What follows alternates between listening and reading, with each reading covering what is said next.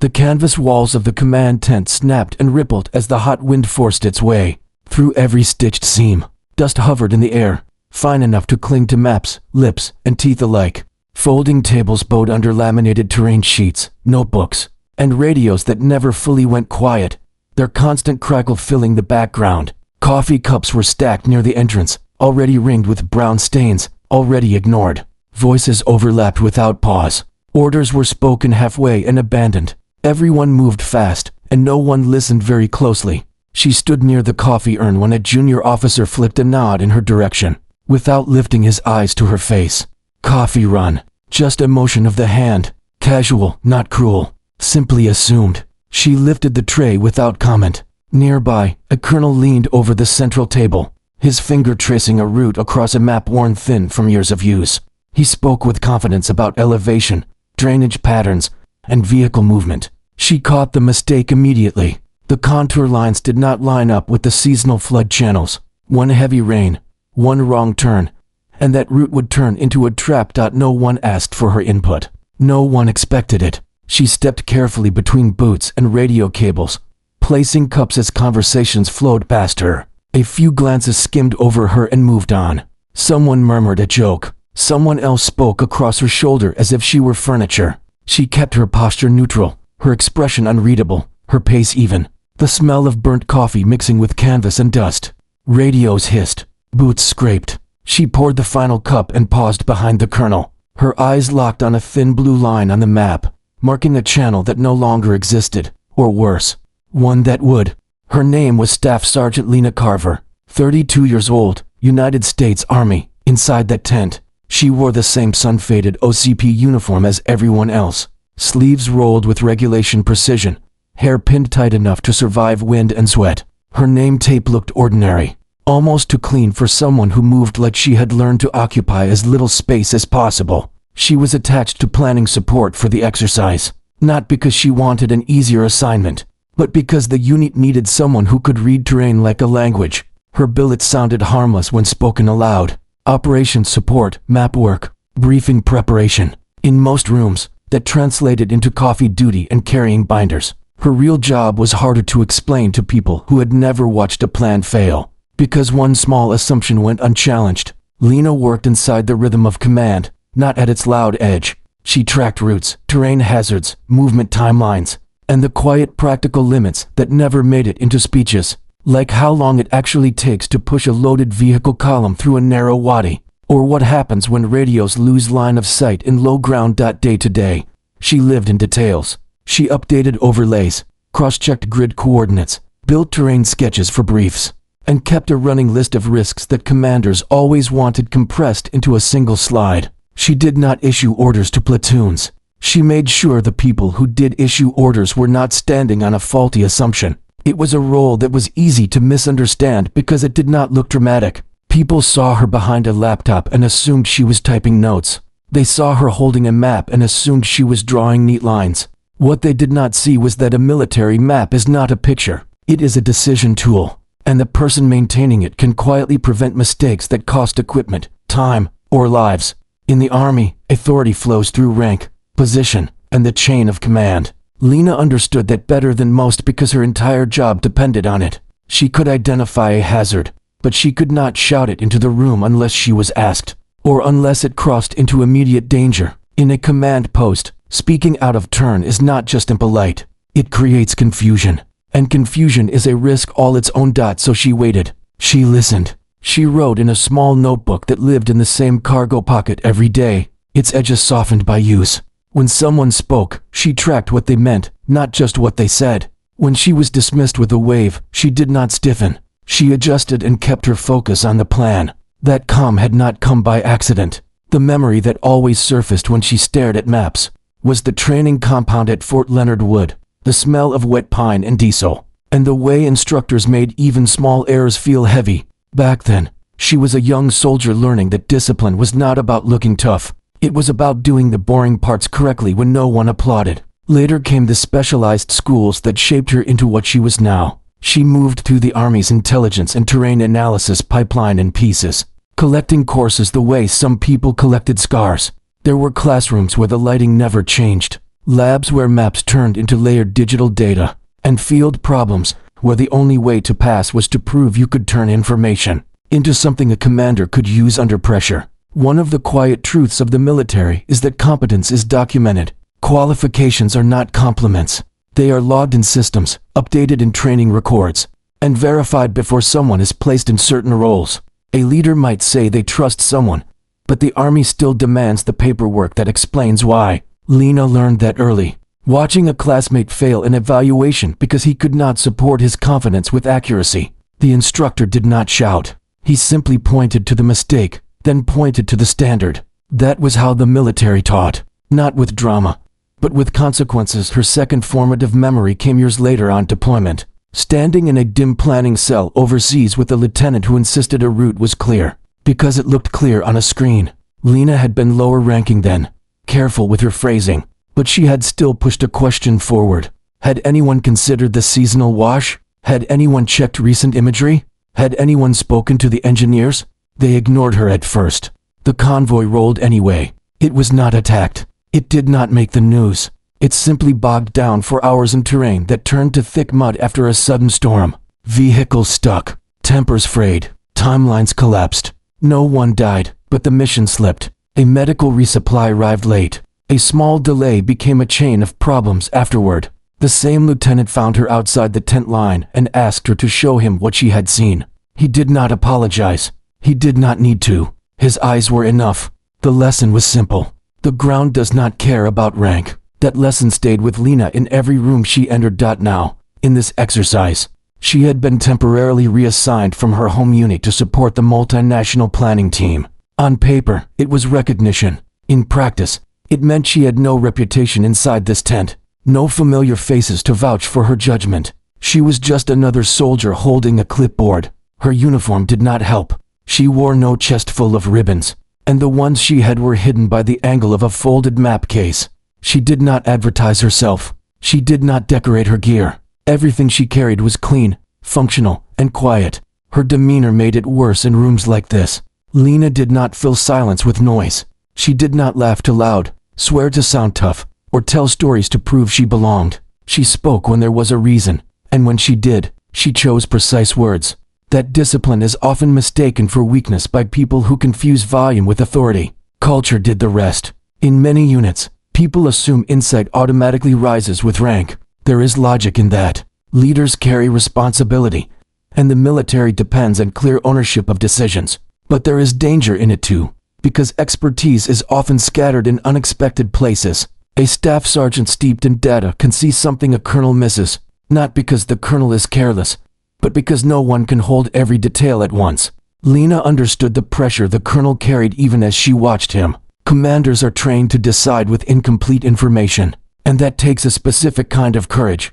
But planning teams exist for a reason. They are the net meant to catch small errors before they grow teeth. She moved through the tent like a professional, still carrying the tray as if it gave her a role people accepted. She followed the brief, tracked the route sequence, and marked each critical grid in her notebook. When the colonel's finger slid across the outdated blue line, she did not sigh or roll her eyes. She wrote a note, then another. Her pencil strokes were tight and controlled. She boxed the grid reference. She underlined the words flood channel. Then she added a single question mark, not as an accusation, but as a reminder. Outside, the wind kept moving, dry and impatient. Inside, the plan continued to grow, layer by layer, like a structure built from assumptions. Lena kept her face neutral, but her mind was already running outcomes. She did not want to embarrass anyone. She did not want to prove anyone wrong. She wanted the route to be safe, the timeline to be honest, and the people walking it tomorrow to return with the same number they left with. That was why she stayed quiet until the right moment. That was why she kept writing while others talked. That was why, even when treated like background, she kept her attention fixed on the ground that would decide everything. As the day pushed on, the tent felt smaller, not because the canvas shifted, but because pressure filled every corner. The sun dipped slightly, yet the heat refused to break. Sweat darkened collars. Radios never rested, each burst of static like paper tearing behind every sentence. A new map board was dragged in and leaned against a pole, and someone slapped a timeline onto it with hurried tape. The colonel's voice stayed calm, but its edges sharpened. The way a blade remains polite until it cuts. He began speaking in blocks of time. Movement windows, control measures, handoffs between units. When he said tomorrow, he did not mean an abstract future. He meant first light. He meant wheels rolling while the ground was still firm. A weather update filtered in over the net, passing through two accents and one exhausted interpreter. The forecast had shifted. There was a chance of late-day storms pushing down from higher ground. Not certain, but possible. The kind of possibility planners treat as an inconvenience until it becomes fact. The colonel did not react. He tapped the laminated map with 2 fingers, the route he favored running clean and confident through the center of the problem set.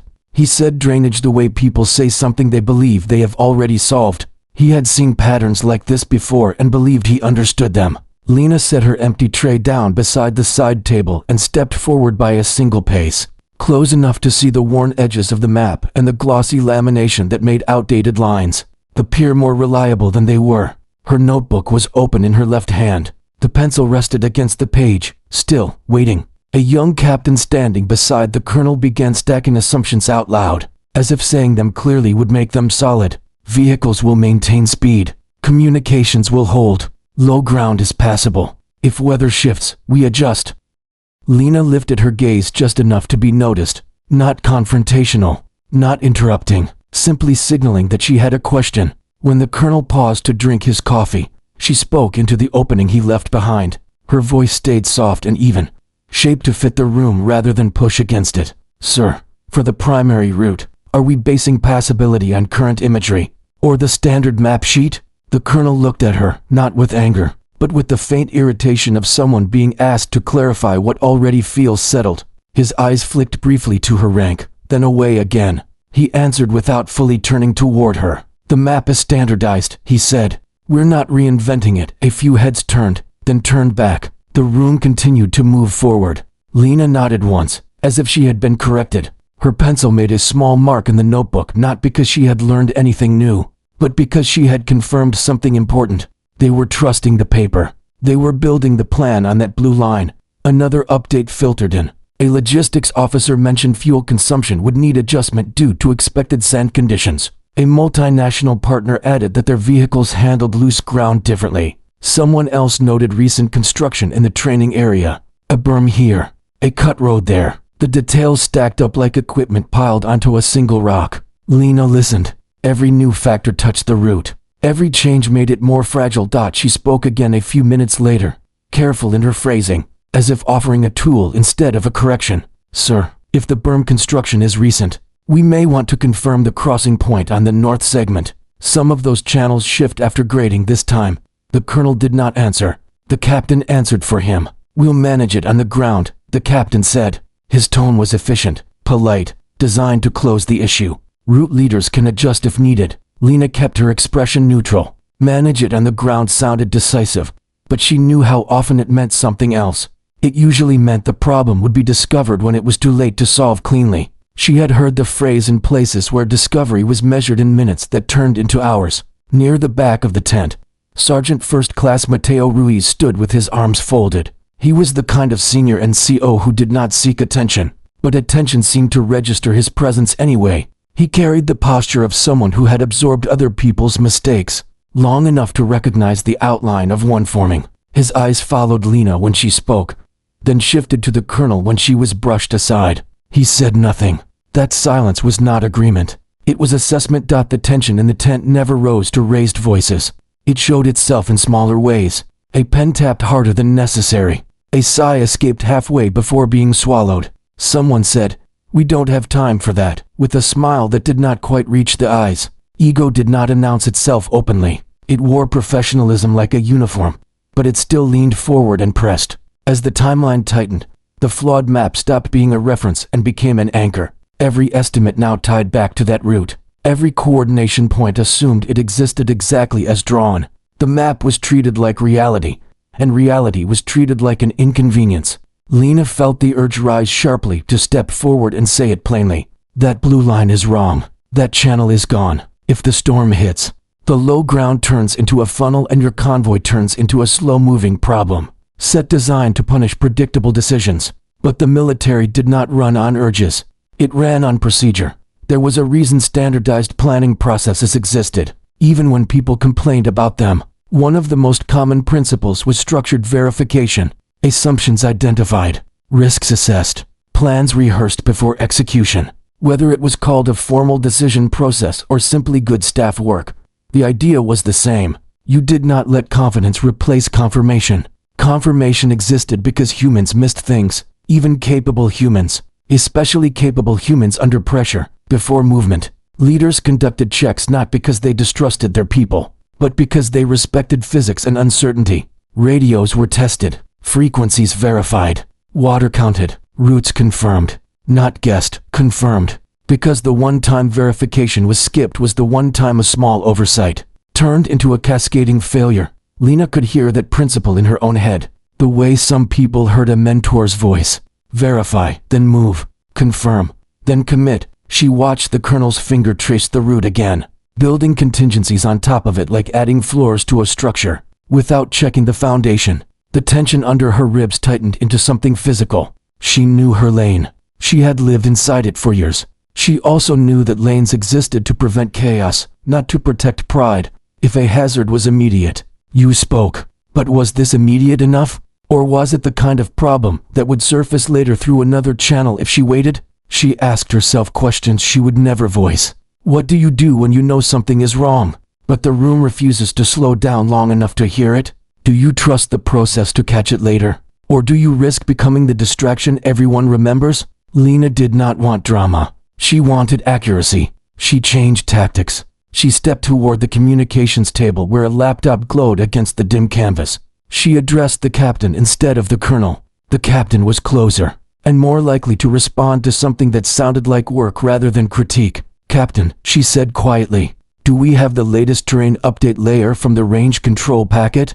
If we pull it up, we can verify the crossing point quickly. It'll only take a minute. The captain glanced at her, then at the colonel, as if weighing whether letting her speak further might look like undermining authority. The colonel did not look up. He was already speaking with the multinational liaison about timing windows. We don't need to overcomplicate this, the captain said, but his pace slowed slightly. Not quite dismissal, not quite curiosity. We're using the standard sheet. Lena nodded. She did not push. She stepped back, but her mind did not stop working. A lieutenant from another nation asked about convoy spacing and the risk of bottlenecks in narrow terrain. The colonel answered confidently, using the same outdated blue line to justify the route's width. Sergeant First Class Ruiz shifted his weight. It was a small movement, but Lena noticed. Their eyes met for less than a second. Not encouragement, not instruction, just acknowledgement. Minutes later, the weather update returned, more precise this time. Radar showed storm development far out, not imminent, but enough to raise probability. A planning sergeant suggested moving earlier to beat the weather. The colonel agreed. He favored solutions that preserved the plan. Move earlier. Keep the route. Outrun the storm. The tightness in Lena's chest increased. Earlier movement reduced flood risk, but introduced others. Low light meant navigation errors. Navigation errors on an inaccurate map meant confusion at the worst moment. She could see it clearly. Vehicles idling at a channel that wasn't there. Leaders arguing between GPS and paper. Radios filling with traffic. Exercise controllers watching, waiting to inject the next complication. She tried one last time, selecting her words with surgical care. Sir, she said, keeping her tone respectful, if we're advancing movement due to weather risk, we may want to confirm the low ground segment. In reduced visibility, missing terrain features can cause delays. A quick verification now could save time tomorrow. This time, the colonel turned fully toward her. His expression stayed controlled, but the patience behind it was thinning. Staff Sergeant, he said, not harshly, but firmly, I appreciate the concern. We're operating within exercise constraints. We're not stopping this brief for a map debate. A faint ripple of amusement passed between two junior officers, subtle enough to deny if challenged. Someone smirked, as if the issue were settled.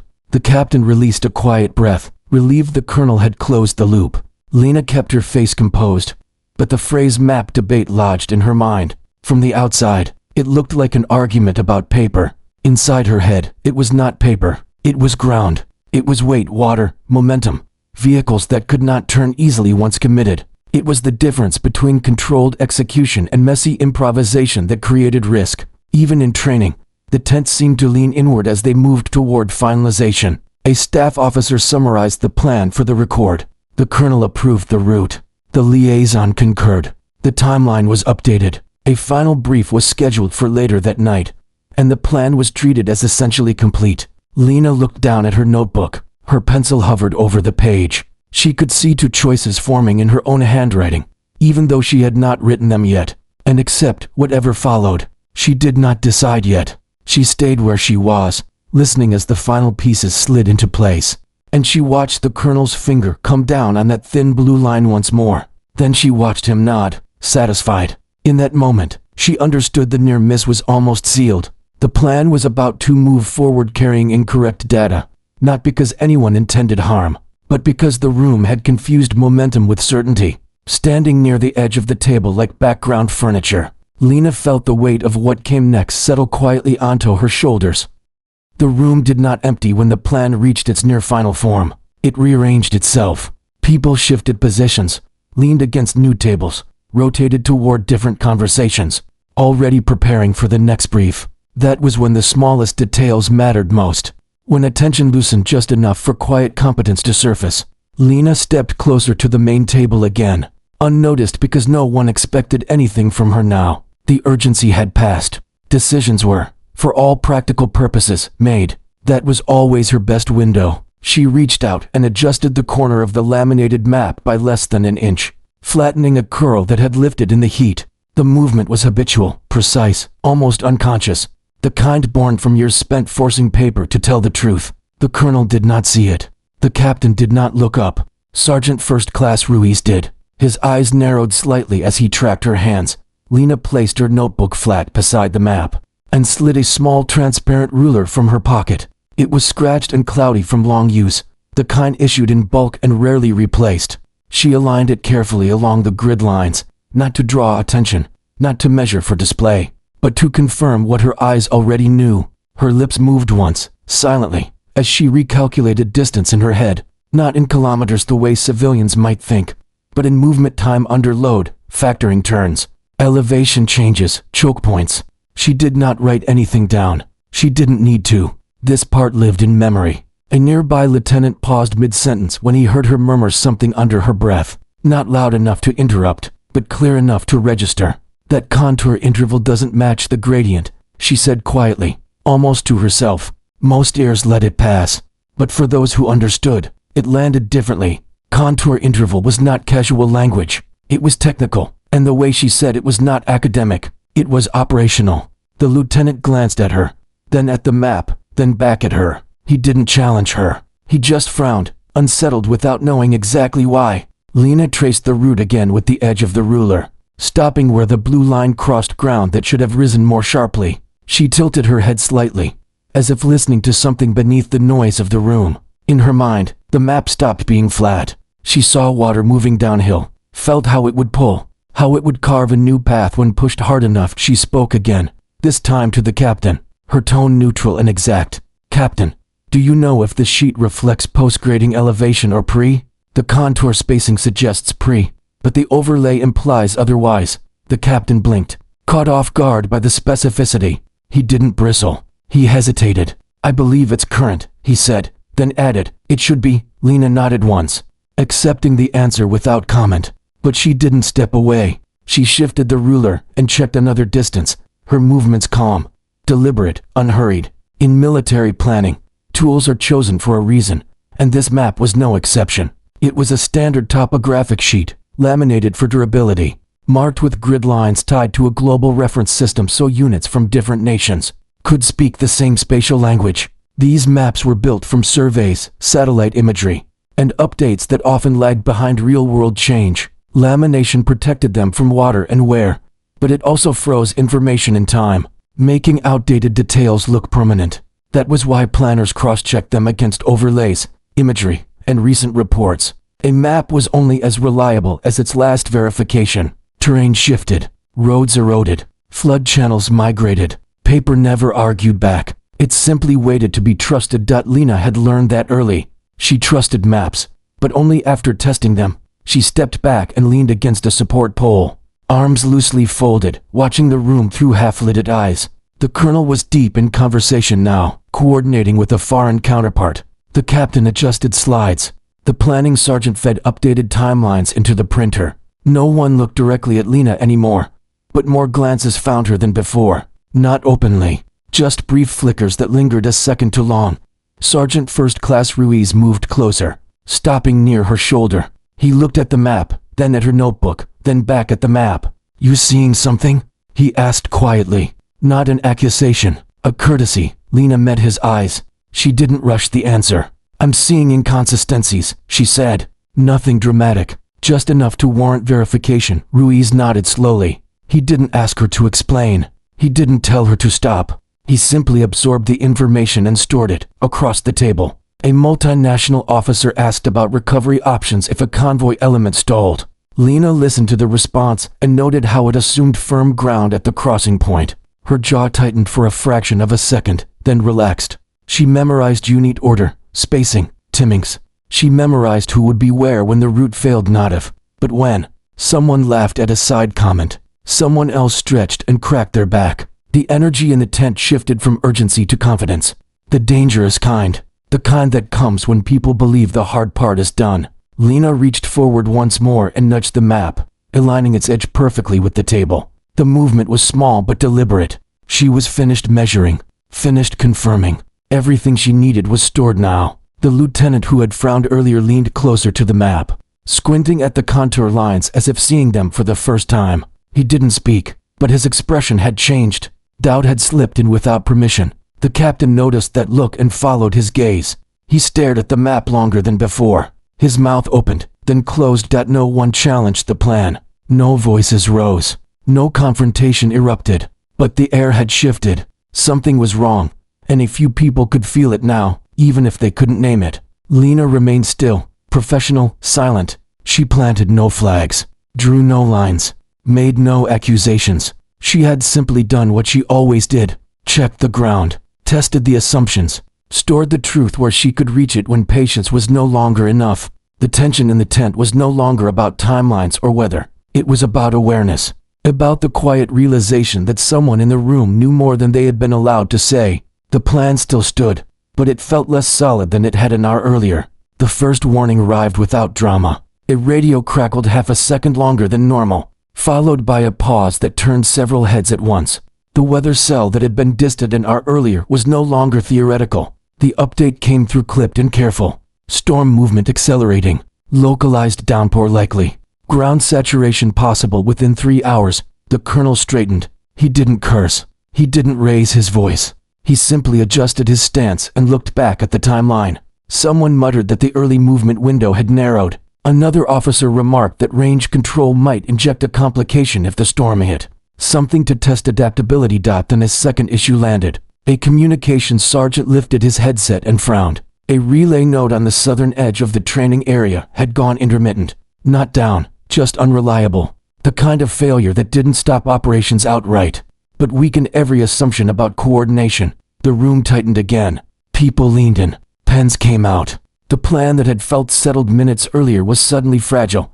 The colonel made a decision. He ordered the convoy to move even earlier, compressing prep time to outrun both the weather and the communications degradation. It was decisive, confident, completely aligned with how commanders are trained to respond under pressure. Lena felt the moment arrive the way some people feel the pressure change before a storm.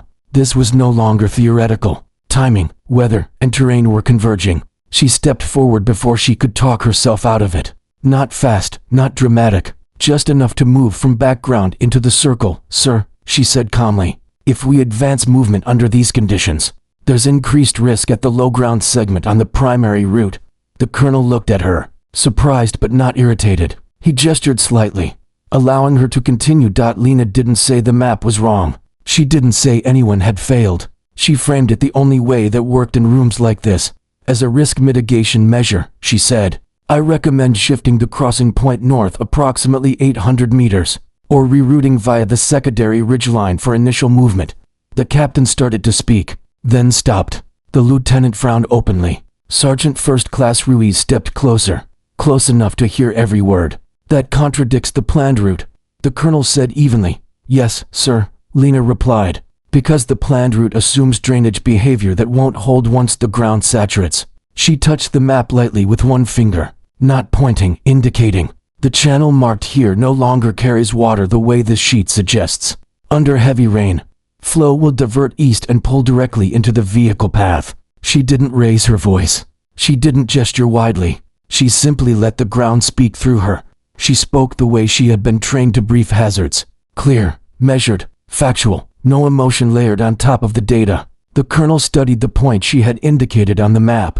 He did not push back right away. Instead, he asked a question. "And your confidence level?" Lena answered without hesitation. "High, sir." The captain could not restrain himself any longer. "Based on what?" he asked, sharper than he likely intended. Lena turned toward him, respectful but unmoved. "Based on contouring consistencies, indicators of recent grading, and known soil composition in this sector," she said evenly. "If we receive sustained rainfall, that route becomes unstable, even in a training environment. That creates recovery risk and delays that cascade." There was no accusation in her voice, only responsibility. In military training, safety is not an afterthought. It is an obligation. Exercises are designed to simulate friction and uncertainty, but they operate under strict controls meant to protect the people executing them. Leaders are accountable not just for mission accomplishment, but for ensuring realism does not override duty of care. That is why safety officers exist. That is why risks are identified, documented, and mitigated instead of ignored. Training injuries are never treated casually because they affect real soldiers, with real families waiting on the other end of the line. Lena knew that framework because she had lived inside it for years. She used its language now deliberately, because it mattered. "If a vehicle bogs down in that low ground," she continued, "recovery operations will compress spacing, increase exposure, and further strain communications. That's manageable if anticipated. It's dangerous if it's a surprise." Silence followed. Not the uncomfortable kind, but the kind that meant people were thinking. The colonel did not snap back. He leaned forward and asked the weather officer for input. The weather officer confirmed the likelihood of ground saturation. The logistics officer added that recovery assets would be limited during the early movement window. The captain opened his mouth again, then closed it. He looked down at the map and really examined it this time, tracing the route more slowly, his confidence recalibrating into caution. The room shifted. People stopped talking over Lena, not because she demanded space, but because she had earned it without asking. Her assessment fit into the structure of the plan instead of attacking it. Range control called again.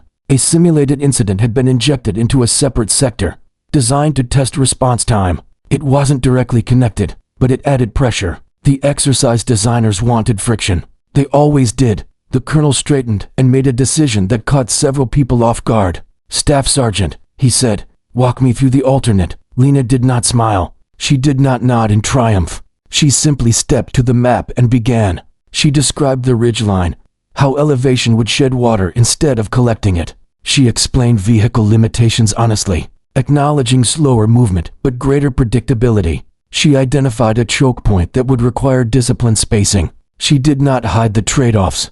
She laid them out plainly. Her briefing was procedural, not theatrical. She spoke in terms of angles, gradients, movement times, and contingency triggers. She referenced standard safety thresholds without quoting regulations, trusting the room to recognize them. As she spoke, the plan changed shape. Officers leaned in instead of away. Pens moved. Timelines were adjusted again, this time deliberately rather than reactively. A simulated contact report crackled over the radio. Part of the exercise design. A notional unit had encountered resistance along a predictable route. It was restrained and procedural, exactly how training scenarios were meant to be, but it reinforced her point. Predictability invited friction. The colonel acknowledged the report and looked back at the map. "We'll reroute initial movement," he said at last. "Primary becomes secondary. Ridgeline leads. Recovery assets reposition accordingly." No one argued. The captain released a slow breath, part relief, part recalibration. The lieutenant scribbled notes with renewed urgency. Sergeant First Class Ruiz nodded once, satisfied. Lena stepped back when she finished. She didn't linger at the table. She returned to the edge of the room.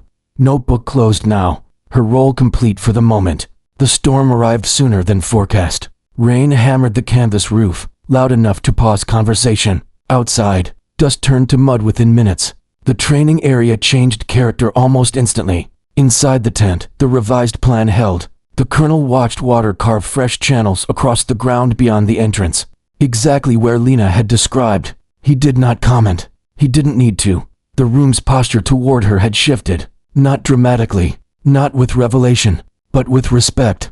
No one asked about her background. No one demanded credentials. They didn't need them. What mattered was that when reality tested the plan, her correction aligned with how the Earth actually behaved, not how the map suggested it should. In the military, that alignment is the difference between managing friction and being overwhelmed by it. The quiet twist was not that Lena was secretly powerful or unusually decorated. It was that competence, applied at the right moment, had altered the outcome without spectacle. As the radios settled into a steadier rhythm and the storm passed through, people began speaking to her directly instead of around her. They asked questions. They waited for answers. They listened. Her full story remained unspoken behind her calm expression, but the room no longer treated her like someone assigned to coffee duty. They treated her like someone whose words carried weight. The rain eased as quickly as it had arrived, leaving the air heavier and cooler. Mud clung to boots outside the tent, and the sounds beyond the canvas told their own story. Vehicles were moving along the ridge line, engines steady, spacing controlled. The revised plan was underway. Inside, the command post settled into a quieter rhythm. Radios continued, but now with purpose instead of urgency. People worked instead of argued. Lena stood near the communications table, updating a small note in her notebook as reports came in. She didn't look up when footsteps stopped beside her. Sergeant Major Caldwell had entered the tent without announcement, the way senior enlisted leaders often do. His presence didn't demand attention, but it shifted the air nonetheless. He had been observing from range control, watching how units responded to friction rather than how they briefed. He didn't speak right away. He studied the map. He watched the colonel. Then he watched Lena. Finally, he addressed her, his voice low enough that only those nearby could hear. "Carver," he said, reading her name tape. "What's your current slot?" "Operations support, Sergeant Major," Lena replied, turning fully toward him, posture straight, but relaxed. Caldwell studied her a moment longer, not scanning her uniform, but how she stood, how she held her hands, how she listened even when no one was speaking to her. He reached into his pocket and produced a folded credential sheet, the kind senior leaders keep when they want verification without spectacle. He glanced at it once, then looked back up. "You were terrain analysis lead with 7th, he said quietly. "Yes, Sergeant Major." There was no change in her expression, but the colonel, a few feet away, had gone still. He hadn't caught every word, but he recognized the shift in tone. Caldwell continued, still calm. "Advanced geospatial course completed. Deployed planning cell. Led route verification during joint operations." It wasn't a list. It was confirmation. In the Army, qualifications like those aren't honorary. They are earned through schooling, evaluation, and operational application. Terrain and geospatial specialists aren't offering opinions. They identify risk backed by method and experience. Caldwell folded the paper and returned it to his pocket. "That explains your confidence level," he said. "Not praise, observation." The colonel turned fully toward them. His expression was professional, controlled, but altered. He didn't bristle. He didn't defend himself. "Staff Sergeant," he said, the tone corrected, stripped of impatience. "I wasn't aware of your background." "No, sir," Lena replied evenly. "You weren't briefed on it." The colonel nodded once. The moment carried no embarrassment. He understood what had occurred. Not that he'd been challenged, but that he'd overlooked a resource. "That was my oversight," he said simply. The room went quiet, not out of discomfort, but respect. People who had been half listening were now fully still. The captain lowered his eyes. The lieutenant stopped writing. Caldwell looked between the colonel and Lena. "She did exactly what she was supposed to," he said. "Identified risk, presented mitigation, maintained discipline." The colonel inclined his head, accepting the correction without protest. "Agreed," he said. And she was right. There was no applause, no dramatic release, just a subtle recalibration across the tent. People stood a little straighter, voices softened. The plan, already adjusted, now felt solid in a way it hadn't before. Lena felt no surge of pride. What she felt was relief, the kind that comes when responsibility is shared instead of carried alone. She did not speak again. She did not need to. The reveal had never been about her past or the lines on her record. It had been about trust. quietly restored, without announcement. The colonel turned back to the map, his finger tracing the revised route with a level of care that hadn't been there before, as though he were seeing the terrain itself instead of ink on paper. In that moment, without spectacle and without embarrassment, he acknowledged the weight of what had nearly occurred, and the professionalism that had prevented it. The shift did not happen all at once. It moved through the tent the way discipline does, subtle but complete. Conversations softened. Questions were asked with purpose instead of impatience. What had been a patched plan was now being rebuilt deliberately. The colonel issued updated guidance without fanfare. Route names were amended, movement timelines adjusted, recovery assets repositioned with clear criteria for employment. He spoke steadily, without defensiveness, and the room listened differently now, not because his authority had changed, but because the process had corrected itself. Lena was asked to remain near the table, not directed.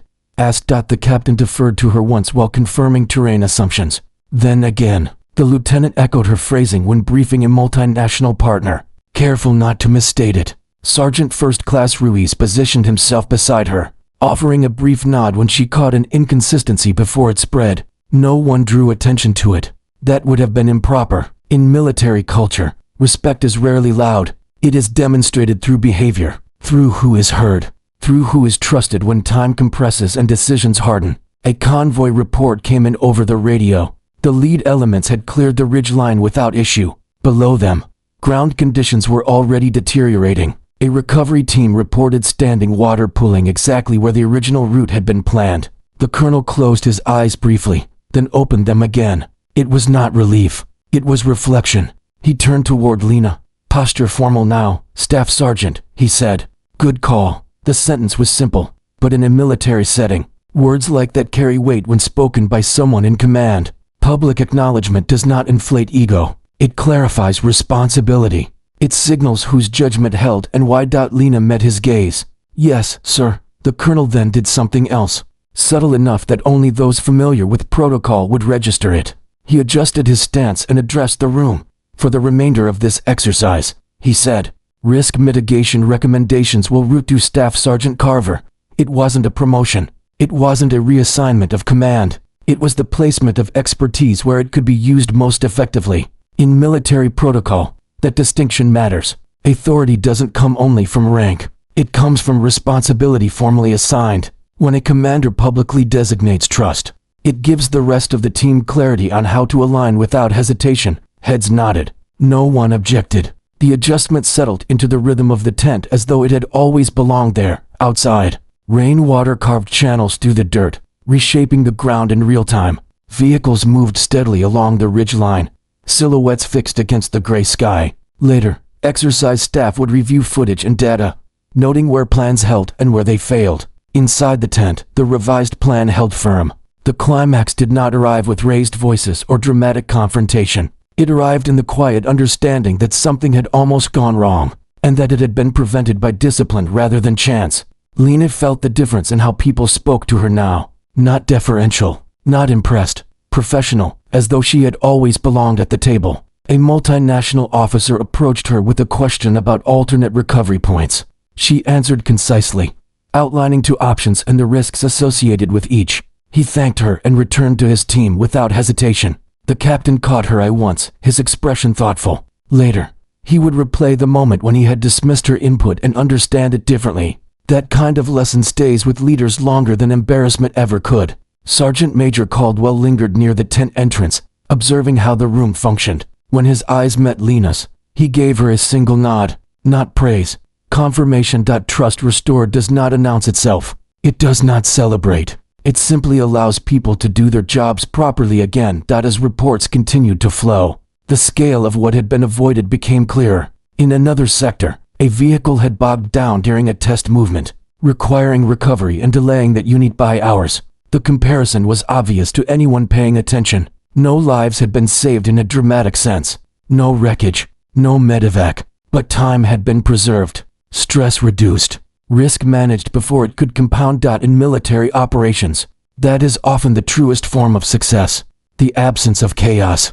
The quiet continuation of the mission. Lena remained where she was needed and nowhere more. She answered questions, verified assumptions, corrected small errors before they gained momentum. When the colonel passed her again, he paused. "You did right by the team today," he said quietly. She inclined her head. "That's the job, sir." He studied her for a moment, then returned to his work. The tent hummed now with controlled motion, like a system finally operating at the speed it was designed for. The plan was no longer fragile. It had been tested by weather, communication strain, and human assumption. It held not because of rank or confidence, but because someone had spoken precisely when it mattered and others had listened. This was not a victory over ego. It was the restoration of trust, the kind that keeps people safe long after an exercise ends. The exercise did not slow afterward. It simply moved forward with fewer sharp edges. Reports arrived on schedule. Units adjusted without confusion. When the weather cleared, the ground below the ridgeline told its own quiet story. Shallow pools spreading where the original route would have pushed weight and momentum into failure. Lena observed it all from the margins, where she was most effective. She stayed late, updating notes and cross-checking final movement logs as daylight faded. No one instructed her to. Responsibility doesn't end when attention shifts elsewhere. It remains steady until the work is complete. People spoke to her easily now, without reverence. That suited her. Reverence distorts judgment. Professional trust does not. She answered questions, confirmed details, and returned responsibility to those who formally held it. When a junior officer thanked her a little too enthusiastically, she redirected him gently. The team had adjusted because the process worked, not because one individual had saved the day. She believed that deeply, having seen what happens when people confuse personal importance with system integrity. Later, during a brief lull, she stepped outside the tent alone. The air smelled clean after the rain. The ground was uneven, reshaped in ways that would disappear by morning. She stood there longer than necessary, letting the noise of radios and engines fade. She thought about the near miss without dramatizing it, not as something heroic, but as something heavy. A plan that could have slipped, a mistake that wouldn't have killed anyone, but would have taught a harsher lesson than needed. In training or operations, unnecessary risk leaves a mark even when no one is hurt. That weight never announces itself. It settles quietly in those who care enough to feel it. She didn't replay the moment she spoke up. She replayed the moments when she almost didn't. Those mattered more. Knowing when to wait. Knowing when waiting stopped being the right choice. In the military, humility is not the absence of confidence. It is the separation of personal validation from professional obligation. Lena had learned that from mentors who never raised their voices and never explained their authority. They let their work speak. They accepted correction as readily as they offered it. When she returned inside, the colonel was reviewing final notes with the captain. He acknowledged her with a nod. Nothing more. It was enough. The exercise concluded the following day without incident. After-action reviews would capture adjustments, weather impact, communication friction. Her name might appear in a footnote or not at all. That was never the point. What mattered was that units moved where they needed to go and returned with the same number they left with. That plans adapted without panic. That someone noticed early enough for the system to respond. As Lena packed away her notebook, the pencil worn short from use, she felt the familiar mix of fatigue and quiet satisfaction. Not pride, not relief, just the steady knowledge that she had done her job and carried her share of the weight. Service is full of moments no one applauds, decisions no one sees, corrections that erase themselves by preventing worse outcomes. The strongest competence moves without noise, and the most disciplined voices know when to wait and when silence is no longer enough. Leadership is not measured only by how quickly decisions are made, but by how well the right voices are heard before those decisions harden into action. Rank carries authority. Understanding carries responsibility. The two are meant to work together, not compete. Stories like this matter because they show how real teams function, not through dominance or volume, but through discipline, listening, and respect for roles that often remain invisible. Every unit relies on people who notice small details, ask careful questions, and carry the weight of prevention rather than recognition. Those lessons extend far beyond a command tent. They apply wherever responsibility is shared and consequences are real. Understanding planning, respecting procedure, and practicing humility preserve trust inside organizations built on pressure. Service is not only about action, it is also about restraint. About knowing when to speak, when to wait, and when duty requires stepping forward despite discomfort. If you enjoyed this,